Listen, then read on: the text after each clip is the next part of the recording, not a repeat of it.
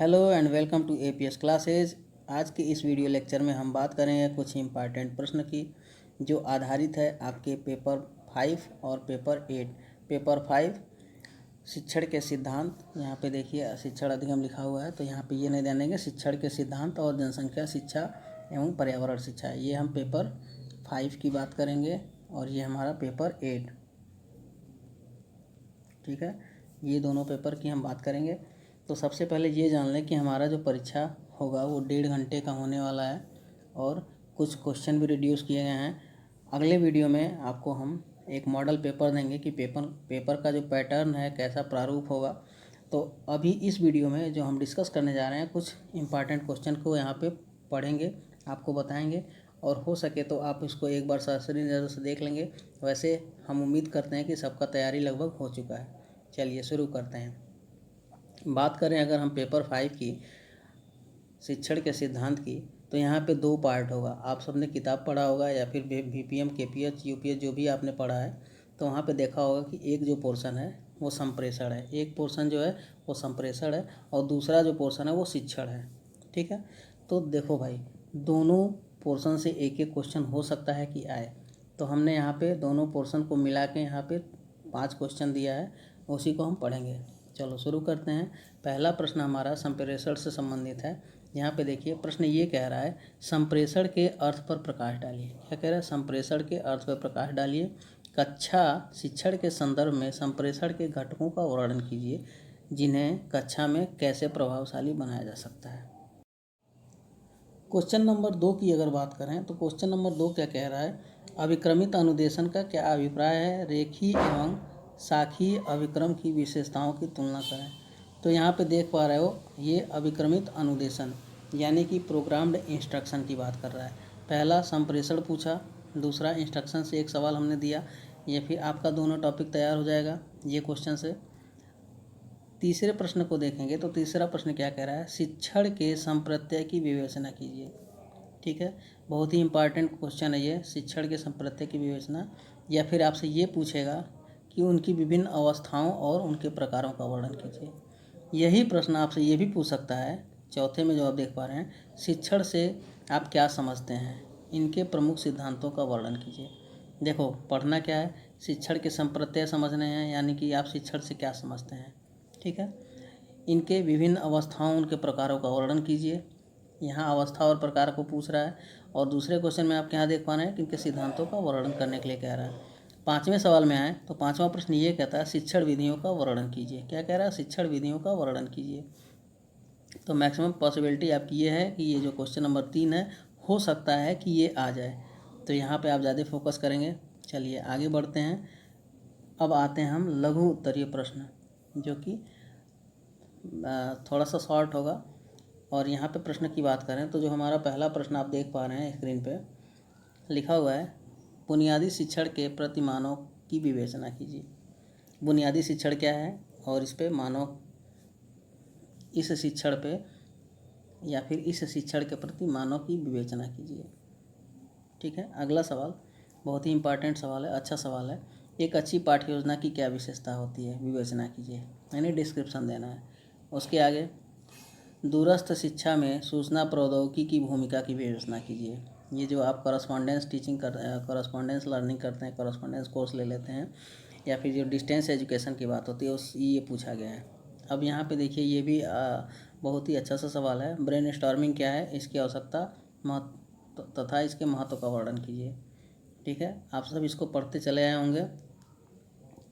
जिस प्रश्न में भी आपको थोड़ा सा भी डाउट लगता है या फिर न समझ में आता है तो कमेंट सेक्शन में आप नीचे पूछ सकते हैं, उसको हम डिस्क्रिप्शन देंगे। और अब ये आपका परीक्षा जो है कि बहुत ही नज़दीक आ चुका है, तो इससे संबंधित हो सकता है जितनी संभावनाएं होंगी हम आपको उसका जवाब भी देंगे वीडियो बना के, लेकिन आप स्वयं से अध्ययन करने की कोशिश ज़रूर कीजिएगा। आपके पास जो भी साइड बुक है, बीपीएम है या फिर किताब है या फिर यूपीएच है, जो भी है आप उसको पढ़िए। और कोई बहुत ही कठिन नहीं परीक्षा नहीं है, आप इसमें बहुत अच्छे से नंबर को सिक्योर कर सकते हैं। चलिए आगे बढ़ते हैं, ये क्वेश्चन नंबर 4 की तरफ। क्वेश्चन नंबर 4 क्या कह रहा है? शिक्षण तथा अधिगम में अंतर स्पष्ट कीजिए। क्या कह रहा है? शिक्षण तथा अधिगम में अंतर स्पष्ट कीजिए। अब यहाँ आप देख पा रहे हैं कि ये आप अगर पढ़े होंगे शिक्षण के संप्रत्यय तथा इसकी विवेचना, तो उसी से संबंधित ये हमारा क्वेश्चन नंबर 4 यहाँ पे दिख रहा है। अब देखो भाई, यहाँ पे हमारा अगला सवाल क्या कह रहा है, पाठ्य योजना के चरणों का वर्णन कीजिए, यानी कि कितने स्टेप होते हैं किसी भी लेसन प्लान को बनाने के लिए। ठीक है, आगे चलते हैं। अगला सवाल क्या है, शिक्षण प्रशिक्षण में सूक्ष्म शिक्षण की मुख्य विशेषताओं का वर्णन कीजिए तथा साथ ही पुनर्वलन कौशल के घटकों की विवेचना कीजिए। देखो, ये जितने भी टीचिंग के कंपोनेंट हैं वो ध्यान दीजिएगा, हो सकता है कि कंपोनेंट आपसे पूछ दे। यहाँ पे क्या देख पा रहे हो कि शिक्षण प्रशिक्षण में सूक्ष्म शिक्षण यानी कि जो माइक्रो टीचिंग होती है उसकी विशेषता क्या होती है और उसकी विशेषता को वर्णन करना है, और साथ ही साथ उसका ये पुनर्वलन, ठीक है, जो रेनफोर्समेंट देते हैं हम उस स्किल का क्या कंपोनेंट है इसकी विवेचना करने के लिए यहाँ पे पूछ रहा है। ठीक है, आगे चलते हैं। अगला सवाल यहाँ पे देख पा रहे हो, क्वेश्चन नंबर 7 जो यहाँ पे लिखा हुआ है, परियोजना विधि क्या है, इसके गुण तथा दोष की चर्चा करें। ठीक है, आप सबने पढ़ा होगा, नहीं पढ़ा होगा तो एक बार फिर से देख लेंगे क्योंकि ये इंपॉर्टेंट क्वेश्चन है। अब अगले सवाल पर तरफ चलते हैं। अगला सवाल, अच्छे शिक्षक की विशेषता लिखिए। आप सब शिक्षक हैं, शिक्षक बनने वाले हैं, तो अपनी ही विशेषता लिख दीजिएगा। अच्छा, हालांकि आपको ये हेडिंग लगा के यूपीएस में भी मिलेगा और बीपीएम में भी मिलेगा। बाकी अगर आपके पास किताब है तो वहाँ पे भी बहुत अच्छे से इसको लिखा गया है, पढ़ना चाहिए। चलिए आगे सवाल पे आते हैं। 9वां सवाल, 9वां क्या कह रहा है, शिक्षण व्यवहार की पृष्ठपोषण प्रविधि का मूल्यांकन कीजिए। पृष्ठपोषण मतलब फीडबैक की बात कर रहा है। चलें आगे चलते हैं। अगला सवाल बात करें, शिक्षण के सिद्धांतों में उपयोग होने वाले प्रमुख शिक्षण सूत्रों की व्याख्या कीजिए। ठीक है, ये जितने भी क्वेश्चन दिए हैं वह सारे के सारे इंपॉर्टेंट हैं और एक बार सरसरी नज़र से आप ज़रूर देख लीजिएगा और मैक्सिमम चांसेस है कि इसी क्वेश्चन में से आपको पेपर में मिलेगा या फिर एक दो क्वेश्चन इधर उधर हो सकता है। चलिए आगे चलते हैं। 11वां सवाल क्या कह रहा है, दूरवर्ती शिक्षा का अर्थ परिभाषा बताते हुए उसकी आवश्यकता महत्व की विवेचना कीजिए। दूरवर्ती शिक्षा, तो दूरवर्ती शिक्षा भी एक बार सरसरी नज़र से देख लेंगे, समझ लेंगे। उसके अगर समझे रहेंगे तो उसके अर्थ को भी बता सकते हैं, उसकी परिभाषा भी बता सकते हैं कि आखिर दूरवर्ती शिक्षा होती क्या है, इसका क्या महत्व है, यही विवेचना लिखना है, बाकी कुछ नहीं है। अगले सवाल में चलते हैं। अगला सवाल क्वेश्चन नंबर 12 की बात करें तो शिक्षण अभी और शिक्षण युक्तियों में अंतर कीजिए। ठीक है, ये सवाल भी अच्छा है लेकिन बहुत ही ज़्यादा इंपॉर्टेंट नहीं है। चलिए आगे चलते हैं। अगर 13वें सवाल की तरफ, 13वां सवाल क्या कह रहा है, समस्या समाधान विधि के विभिन्न पदों की विवेचना कीजिए। क्या कह रहा है, समस्या समाधान विधि के विभिन्न पदों की विवेचना करें। ठीक, आगे चलते हैं। अब आते हैं अति लघु, यानी कि सबसे जो शॉर्ट क्वेश्चन होता है, जो कंपलसरी क्वेश्चन नंबर 1 आपसे पूछा जाता है, उसमें हो सकता है ये पूछ दे। तो देखो यहाँ पे पहला क्वेश्चन यहाँ पे क्या पूछ रहा है, शिक्षण की परिभाषा लिखिए। हर्बर्ट की पंचपदी प्रणाली क्या है। ये देखिए बहुत ही इंपॉर्टेंट क्वेश्चन है। ये कभी कभी बहुत दीर्घ में तो नहीं लेकिन लघु उत्तरी में ये क्वेश्चन कई बार पूछा गया। हर्बर्ट की पंचपदी प्रणाली क्या है, यहाँ पे आपसे अति लघु में पूछ रहा है तो बस वैसे ही लिख देना है 1 2 3 4 5 करके। क्या है इनका, कितने जो 5 स्टेप हैं क्या क्या हैं, बस ये बता देना आपको। अब अगले सवाल की तरफ चलते हैं। क्वेश्चन नंबर 3, क्वेश्चन नंबर 3 क्या कह रहा है, यहाँ पे आप देख पा रहे हो कि क्वेश्चन नंबर 3 कह रहा है मुक्त तथा खुला विश्वविद्यालय को समझाइए। ठीक है, जो कहते हैं ना ओपन यूनिवर्सिटी है, डीम्ड यूनिवर्सिटी है, तो उसको बताना है यहाँ पे। अगले सवाल में देखेंगे पाठ्य योजना का महत्व। ये बहुत ही इंपॉर्टेंट सवाल है। अगर आप टीचर बनने वाले हैं तो आपको भी ये जानना चाहिए कि पाठ्य योजना क्यों बनाना है, पाठ्य योजना का क्या इंपॉर्टेंस है। तो ये सवाल आपसे पूछ सकता है। 2 लाइन नहीं लेकिन 1 पेज में आपको इसको लिखना पड़ेगा, समझाना पड़ेगा क्या है। अब अगले सवाल की तरफ चलें तो अगला सवाल क्या है, यहाँ पे देख पा रहे हैं नायकी पद्धति क्या है। आपको याद आ रहा होगा, ये इतने क्वेश्चन हम डिस्कस कर रहे हैं, आप एक बार इससे गो थ्रू ज़रूर हुए होंगे या फिर इससे रूबरू होंगे, किताब पढ़े होंगे तो, नहीं पढ़े होंगे तो अभी भी टाइम है, एक बार ज़रूर पढ़ेंगे। चलें आगे चलते हैं 6वें सवाल की तरफ। पाठ प्रस्तावना कौशल के घटकों को लिखिए। पाठ प्रस्तावना कौशल याद है ना, जब माइक्रो टीचिंग करते थे तो वहाँ पे जो कंपोनेंट होते हैं उनके कंपोनेंट को लिखना है। आगे वाले सवाल में क्या कह रहा है, शिक्षण के चरण लिखिए। टीचिंग के कितने स्टेप होते हैं वो लिखना है। बेसिक शिक्षा को समझाइए। क्या कह रहा है, बेसिक शिक्षा को समझाने की बात कर रहा है। बेसिक शिक्षा आप समझते ही होंगे कि बेसिक शिक्षा है क्या, बस वही बताना है। अब देखिए यहाँ सूक्ष्म शिक्षण लिखा है, यहाँ पे सूक्ष्म शिक्षण योजना होना चाहिए, सूक्ष्म शिक्षण योजना। ठीक है, माइक्रो टीचिंग की जो प्लान होते हैं क्या सूक्ष्म शिक्षण योजना के कितने चरण हैं, लिखिए।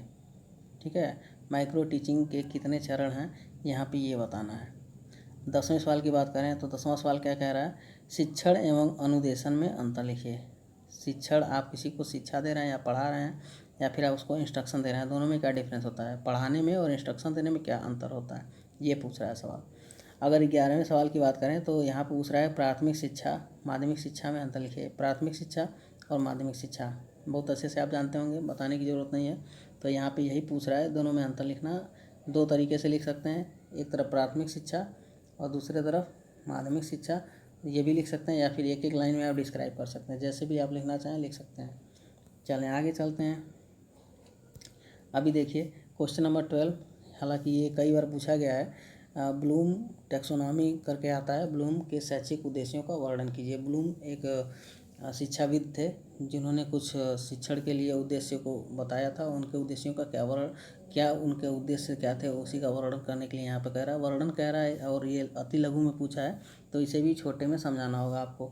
अब क्वेश्चन नंबर 13 की बात करें तो ये कह रहा है शिक्षण में श्रव्य दृश्य सामग्री, यानी कि जो आप ऐसी सामग्री जिससे आप बच्चों को पढ़ाने के टाइम उसको दिखा सकते हैं, उसको सुना सकते हैं, जैसे रेडियो हुआ, रेडियो तो दिखा नहीं सकते हैं, प्रोजेक्टर हुआ, चार्ट पेपर हुआ, ये सारी चीज़ें। तो इसी सामग्री को समझाना कि ये सामग्री क्या होती है। ये रिफ्रेशर कोर्स से आप क्या समझते हैं। हालांकि ये क्वेश्चन बहुत इंपॉर्टेंट नहीं है, वैसे आप ढूंढेंगे कहीं मिल जाए तो ठीक है, नहीं तो इसको आप छोड़ ही देंगे। अगले सवाल की तरफ चलें तो 15वां सवाल क्या कहता है, शिक्षक का अर्थ, परिभाषा और उनके कर्तव्यों की विवेचना कीजिए। शिक्षक क्या होता है ये बताना है, और उनका क्या कर्तव्य होता है। शिक्षक के गुण क्या, गुण नहीं, इनके कर्तव्य को पूछ रहा है कि इनका क्या कर्तव्य होता है, शिक्षक क्या क्या कर सकते हैं। आगे वाले में कर सकते नहीं है, क्या उनका कर्तव्य होता है, क्या उनको क्या करना चाहिए, ये ध्यान देंगे आप। कर सकते हैं नहीं करना चाहिए, गलती हो गया हमसे। अब देखो क्वेश्चन नंबर 16, टोली शिक्षण क्या है, ये भी आपने पढ़ा है। अगला 17 नंबर सवाल, शिक्षण की संवाद विधि पर टिप्पणी लिखिए। एक टिप्पणी लिखना है शिक्षण की संवाद विधि पर। अगला सवाल क्वेश्चन नंबर 18, संप्रेषण के घटक क्या क्या हैं, कंपोनेंट हैं क्या क्या, संप्रेषण के कौन कौन से कंपोनेंट है ये बताना है। और लास्ट सवाल जो अति लघु में है यहाँ पे, यानी कि वेरी शॉर्ट क्वेश्चन में, वह है शिक्षा की अवस्थाओं पर टिप्पणी लिखिए। ठीक है, तो ये रहा आपका जो पंचम प्रश्न पत्र है मेथड्स ऑफ टीचिंग, उससे रिलेटेड ये इंपॉर्टेंट क्वेश्चन थे। एक बार आप इससे गो थ्रू ज़रूर होइएगा, एक बार पढ़िएगा ज़रूर, हो सकता है कि कुछ मिल जाए, कुछ क्या मैक्सिमम पॉसिबिलिटी है कि मिलेगा। चलिए अब हमारा जो अष्टम प्रश्न पत्र है, जो 8वां और कंपलसरी पेपर है, जनसंख्या शिक्षा एवं पर्यावरण शिक्षा। तो देखिए यहाँ नाम से ही आपको दो पार्ट दिखाई दे रहा हो, एक जनसंख्या शिक्षा की बात कर रहा है और दूसरा एक पर्यावरण शिक्षा की बात कर रहा है। तो एटलीस्ट जनसंख्या से रिलेटेड एक सवाल और पर्यावरण से रिलेटेड एक सवाल आप ज़रूर पढ़ेंगे। चलिए डिस्कस करते हैं। यहाँ पे भी हमने 7 सवाल दिया है, हालांकि अगर ये आप सातों पढ़ लेते हैं तो इसमें छोटे सवाल भी आप कवर कर सकते हैं। पहले सवाल की बात करें तो पहला सवाल क्या कह रहा है, जनसंख्या शिक्षा से आप क्या समझते हैं। बहुत ही इंपॉर्टेंट सवाल है, और आज से नहीं, हमको लगता है कि जब से ये इसका करिकुलम फ्रेम हुआ है बीएड का, तो ये क्वेश्चन हमेशा से पूछा जाता है, जनसंख्या शिक्षा से आप क्या समझते हैं। और इसमें आगे जोड़ दिया, हमारे भारतीय सामाजिक जीवन पर जनसंख्या विविध के प्रभाव का वर्णन कीजिए। ठीक है, अगले सवाल में क्या पूछा है, अगले सवाल में ये पूछा है जनसंख्या गतिशीलता पद का वर्णन कीजिए। अनियंत्रित जनसंख्या वृद्धि का प्राकृतिक संसाधनों पर क्या प्रभाव पड़ता है। तो ये आप इससे रूबरू हैं, वाकिफ़ हैं, आप समाज में रहते हैं, तो इसको आप बहुत अच्छे से समझा भी सकते हैं, बता सकते हैं। चलें अगले सवाल को चलते हैं, क्वेश्चन नंबर 3। क्वेश्चन नंबर 3 क्या कह रहा है, क्वेश्चन नंबर 3 पूछ रहा है कि पर्यावरण को परिभाषित कीजिए, यानी कि इन्वायरमेंट जो है उसका डेफिनेशन लिखना है कि आप इन्वायरमेंट किसे कहेंगे। और ये पूछ रहा है कि पर्यावरणीय संकट के विभिन्न कारवां प्रभावों की विवेचना कीजिए। हमारा जो पर्यावरण है आज संकट की स्थिति में है, और किन किन कारणों से वो संकट की स्थिति में, उन्हीं कारणों को यहाँ पे लिखना है।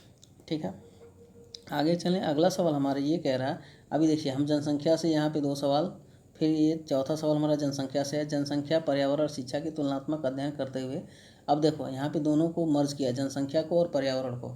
जनसंख्या पर्यावरण शिक्षा की बात कर रहा है, ठीक है, और तुलनात्मक अध्ययन करते हुए जनसंख्या शिक्षा की आवश्यकता, ठीक है, क्षेत्र, यहाँ क्षेत्र में लिख दिया गलत है, क्षेत्र है, उद्देश्यों की चर्चा कीजिए। जनसंख्या शिक्षा की आवश्यकता के क्षेत्र क्या क्या हैं और इनके उद्देश्य क्या हैं, इनकी चर्चा करनी है। ठीक है, आगे चलें। अगला सवाल अगर 5 नंबर क्वेश्चन की बात करें तो यहाँ पे देख पा रहे हैं कि क्वेश्चन ये कह रहा है कि भारत में जनसंख्या शिक्षा के महत्व को बताइए। भाई देखो, यहाँ पे जनसंख्या शिक्षा की हमें लगता है कि बहुत ज़रूरी है जनसंख्या शिक्षा देना लोगों को। ठीक है, आपको क्या लगता है नीचे कमेंट में बताइएगा। भारत में जनसंख्या शिक्षा के महत्व बताइए। जनसंख्या शिक्षा में परिवार, विद्यालय तथा संचार माध्यमों की क्या भूमिका है, स्पष्ट कीजिए। चलें, ये भी सवाल लगभग ये जितने सवाल आप पढ़े गए हैं, आप किताब पढ़े होंगे या फिर क्लास किए होंगे तो बहुत ही आसानी से इसको आप लिख सकते हैं। चलें, अगले सवाल पे चलते हैं। Question number 6। क्वेश्चन नंबर 6 क्या कह रहा है, पर्यावरण शिक्षा को परिभाषित कीजिए। पर्यावरण के तत्व तथा पारिस्थितिकी का वर्णन कीजिए। पर्यावरण का तत्व और ये इकोलॉजी का वर्णन करना है यहाँ पे। ठीक है, ध्यान देंगे, यहाँ पे इकोलॉजी की बात कर रहा है और यहाँ पे इन्वायरमेंट की बात कर रहा है, इन्वायरमेंट एंड इकोलॉजी। ठीक है, आगे चलें। अगला सवाल पूछ रहा है, पर्यावरण प्रदूषण के सभी घटकों पर प्रकाश डालिए। ये देखो बहुत ही इंपॉर्टेंट सा सवाल है और ये लॉन्ग में भी आता है, शॉर्ट में भी आता है और वेरी शॉर्ट में भी आता है। पर्यावरण प्रदूषण के सभी घटक, कौन कौन से कंपोनेंट हैं जो पर्यावरण को प्रदूषण करते हैं। और एक क्वेश्चन और भी बन सकता है कि कितने टाइप के प्रदूषण होते हैं। ठीक है, एक मृदा प्रदूषण, वायु प्रदूषण, ध्वनि प्रदूषण। ठीक है, और इसी प्रदूषणों को आपको बताना है और कौन कौन से कंपोनेंट हैं। चलें, अब अगर लघु उत्तरी प्रश्न पे आते हैं, यानी कि शॉर्ट आंसर पे आते हैं, तो यहाँ पे भी आपको कुछ प्रश्न दिए हैं जो कि आपके सामने स्क्रीन पे दिख रहा होगा। चलिए बात करते हैं। पहला क्वेश्चन पढ़ते हैं। जनसंख्या वृद्धि को, ये विविधि लिखा है, ये वृद्धि है। जनसंख्या वृद्धि को प्रभावित करने वाले कौन कौन से कारक हैं, कारक कौन कौन से हैं। ठीक है, कौन कौन सा कारक है कि जो कि जनसंख्या को बढ़ाने के लिए इफ़ेक्टिव है। ठीक है, अगला सवाल, ओजोन परत के क्षरण का वर्णन कीजिए। ओजोन का जो परत है, यानी कि O3 से इसको लिखते हैं। ओजोन के परत का क्षरण जो हो रहा है, ये क्यों हो रहा है, इसका वर्णन करना है। अगला सवाल आप देखेंगे तो भारत में जनसंख्या की तीव्र वृद्धि, ये विविधि लिख दिया है, टाइपिंग मिस्टेक हुआ है। भारत में जनसंख्या की तीव्र वृद्धि हेतु उत्तरदायी कारकों की व्याख्या कीजिए। कौन सा ऐसा कारण है कि भारत में जनसंख्या की तीव्र वृद्धि हो रही है, बस उसी की व्याख्या करनी, वही बताना है। एक और इम्पॉर्टेंट सा सवाल आपके सामने यहाँ पे दिखाई दे रहा है, हरित गृह प्रभाव को बताइए। ग्रीन हाउस गैस इफेक्ट, जो ग्रीन हाउस गैस इफेक्ट है उसको बताना है आपको। आप रे डायग्राम से भी बता सकते हैं, लिख के भी बता सकते हैं, जैसे भी आपको कन्वीनियंट हो। हम तो ये कहेंगे कि आप जब भी आंसर राइटिंग करें तो वहाँ पे डायग्राम बना के बताएं, समझा के बताएं। ठीक है, आगे चलते हैं। 5वें प्रश्न पे आते हैं। 5वां प्रश्न क्या कह रहा है, पारिस्थितिकी क्या है। पारिस्थितिकी तंत्र के घटकों का वर्णन कीजिए। यहाँ पे इकोसिस्टम क्या है और इनके जो कंपोनेंट हैं उसको बताना है। आगे चलें। 6ठा सवाल, विद्यालय पर्यावरण को विकसित करने में, उसके संरक्षण में अध्यापक की क्या भूमिका है। ठीक है, विद्यालय पर्यावरण को विकसित करने में और उसके संरक्षण करने में, उसका देखभाल करने में अध्यापक की क्या भूमिका है। तो आप अध्यापक बनने जा रहे हैं या फिर कुछ लोग अध्यापक हैं इसमें से, तो आप इसको अपने शब्दों में भी दे सकते हैं जवाब, और या फिर किताबी भाषा जो पढ़े हैं वहाँ उससे भी आप रिलेट करके बता सकते हैं। चलिए आगे सवाल में चलते हैं। 7वां क्वेश्चन क्या है, कह रहा है, बालकों के अभिवृद्धि परिवर्तन के लिए पर्यावरण शिक्षा के विभिन्न कार्यक्रमों का वर्णन कीजिए। कौन कौन से कार्यक्रम चलाए जा रहे हैं, किसके लिए, बालकों की अभिवृद्धि परिवर्तन के लिए पर्यावरण शिक्षा के कौन कौन से कार्यक्रम चलाए जा रहे हैं, उनको बताना है। आगे चलें। अगर क्वेश्चन नंबर 8 को देखें तो क्वेश्चन नंबर 8 क्या कह रहा है, वर्षा जल संचय की आवश्यकता का महत्व लिखिए। देखिए, आप लोग वाटर का जो है वेस्ट करते हैं, तो ये वाटर हार्वेस्टिंग की बात कर रहा है कि जो वाटर हार्वेस्टिंग है इसकी क्या इम्पोर्टेंस है, क्यों करना चाहिए कि नहीं करना चाहिए। तो हाँ, करना चाहिए। ठीक है, वाटर हार्वेस्टिंग करनी चाहिए और इसके महत्व को वो यहाँ पे पूछ रहा है, महत्व बता देंगे। चलें आगे चलते हैं।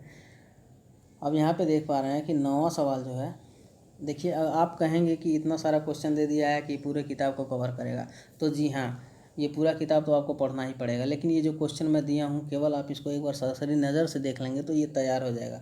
जहाँ तक मैं जानता हूँ आप सब पढ़े हैं, अगर नहीं भी पढ़े हैं तो केवल ऐसे ही एक बार पढ़ें। तो ये ऐसा पेपर है कि आप सब लोग इससे यूजुअल होते हैं, समाज में रहते हैं, सामाजिक प्राणी हैं, मनुष्य सामाजिक प्राणी है और आप भी सामाजिक प्राणी हैं। तो बहुत सारी चीज़ें तो आप बचपन से पढ़ते आ रहे हैं, तो हमें नहीं लगता कि यहाँ पे कुछ नया है।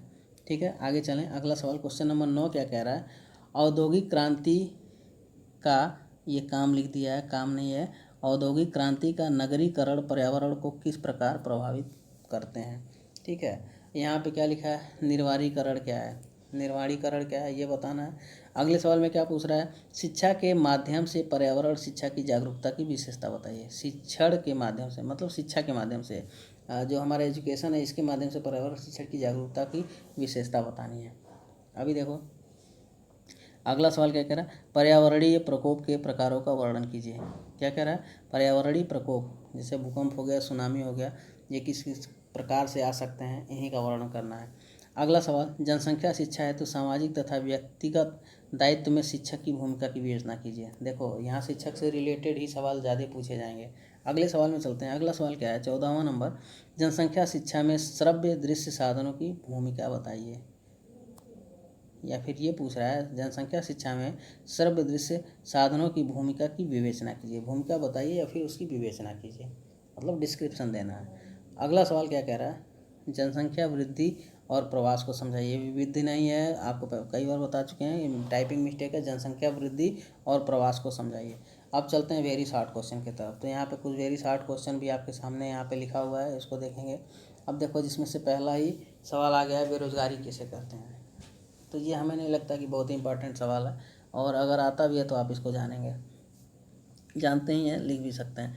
और दूसरा सवाल क्या कह रहा है, वर्ष 2011 के अनुसार जनसंख्या का घनत्व, जनसंख्या तथा साक्षरता को अलग अलग लिखिए। हालांकि इतना डेटा नहीं एग्जैक्ट पूछेगा आपसे, अगर पूछता भी है तो आप एक बार इसको देख लेंगे। अगला सवाल, नवीनीकरण का प्रभाव बताइए। यहाँ पे देखिए फिर आपसे ग्रीन हाउस गैस की बात कर रहा है, फिर यहाँ पे अम्लीय वर्षा के संप्रत्यय को लिखने की बात कर रहा है। अगले सवाल में देखें तो जनसंख्या तथा पर्यावरण शिक्षा की परिभाषा पूछ रहा है, अगेन वही सवाल। तो आप जो लॉन्ग क्वेश्चन है उसको एक बार अगर ढंग से पढ़ लेते हैं, शॉर्ट क्वेश्चन हमें नहीं लगता कि अलग से पढ़ना पड़ेगा, क्योंकि जितने भी शॉर्ट क्वेश्चन और वेरी शॉर्ट क्वेश्चन हैं वो आपके लॉन्ग क्वेश्चन से रिलेटेड हैं। अभी यहाँ पे देखिए पर्यावरण प्रदूषण क्या है, ऊपर पढ़ चुके हैं। पर्यावरण प्रदूषण के कारण पूछा गया था। ध्वनि प्रदूषण के मुख्य स्रोत कौन कौन से है, ये भी पर्यावरण प्रदूषण में ही ध्वनि प्रदूषण आता है। पर्यावरण में पाई जाने वाली गैस, ये भी पता है कौन कौन से गैस होते हैं। परिस्थिति को स्पष्ट कीजिए। अभी देखिए अभी ऊपर के क्वेश्चन में यहाँ पे इन्वायरमेंट इकोलॉजी की बात हो रही थी, यहाँ पे इन्वायरमेंट और इकोलॉजी की बात हो रही थी। क्वेश्चन नंबर 5 में आप देख पा रहे हैं कि पारिस्थितिकी क्या है, पारिस्थितिकी तंत्र के घटकों का वर्णन कीजिए। तो ये यहाँ से आपका सवाल ये भी आपका जो है पूर्ण हो जाएगा। आगे चलें, खाद्य श्रृंखला और खाद्य जाल को समझाइए। ठीक है, ये फूड चेन की बात कर रहा है कि कौन किसको खाता है, क्या कैसा चेन बना हुआ है। क्वेश्चन नंबर 12 की बात करें तो यहाँ पे देख पा रहे हो कि पर्यावरण से संबंधित किन्हीं 4 आंदोलनों के नाम लिखिए। ठीक है, ये भी लिख सकते हैं आप। अगले सवाल में चलें तो पर्यावरण संरक्षण के पहलू कौन कौन से हैं, कौन कौन से पहलू हैं जिससे हम पर्यावरण संरक्षण करते आ रहे हैं। आयु संरचना को प्रभावित करने वाले कारकों को लिखिए। आगे भी नीचे भी कुछ सवाल हैं, तो यहाँ पे भी देख लें, बहुत ज़्यादा सवाल दे दिया गया है। तो मैक्सिमम सवाल तो आपका जो लॉन्ग आंसर आप दे रहे हैं वहीं से रिलेटेड है, या फिर उसको पढ़ते हैं तो आप जान जाएंगे। यहाँ पे 15वें सवाल की बात करें तो जनसंख्या शिक्षा का अर्थ एवं परिभाषा बताइए, जो कि पहले ही पता आपको है जब दीर्घ उत्तरी पढ़ रहे थे, यानी कि लॉन्ग क्वेश्चन पढ़ रहे थे। यहाँ जनसंख्या घनत्व क्या है, ये भी उसी में आ जाएगा। लिंगानुपात को प्रभावित करने वाले कारण, ये भी उसी में आ जाएंगे। कारण नहीं कारक, कौन सा क्या काज है, क्या कारण है, क्या कारक है इसके कि जो लिंगानुपात को प्रभावित कर रहे हैं। आगे बात करें साक्षरता में कौन कौन से कारक प्रभावित करते हैं साक्षरता को, माने कि क्या कारण हो सकता है कि साक्षरता बाधित हो रही है, घट रही है या बढ़ रही है, जो भी है। अगला सवाल, जनसंख्या वृद्धि, आगे यहाँ देखेंगे मिसप्रिंट है। जनसंख्या वृद्धि को कौन कौन से कारक प्रभावित करते हैं।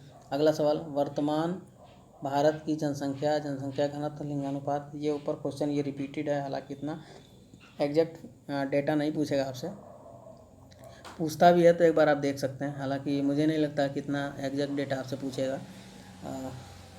ये अगले सवाल की बात करें तो विद्यालय में जनसंख्या शिक्षा क्यों आवश्यक है और पर्यावरण का संबंध किन किन विषयों से है।